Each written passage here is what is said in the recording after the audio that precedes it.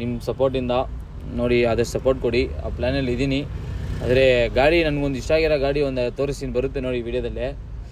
ಅದೊಂದು ಇಟ್ಕೊಂಡಿದ್ದೀನಿ. ಆದರೆ ಕಾಸು ಈಸ್ಕೊಳ್ಳೋ ಟೈಮಲ್ಲಿ ಯಾವ ಪ್ಲ್ಯಾನಲ್ಲಿ ಇರುತ್ತೆ ಹೇಳೋಕ್ಕಾಗಲ್ಲ. ಯಾಕಂದ್ರೆ ನಮ್ಮ ಮಿಡಲ್ ಕ್ಲಾಸ್ ಮೈಂಡೇ ಆ ಥರ.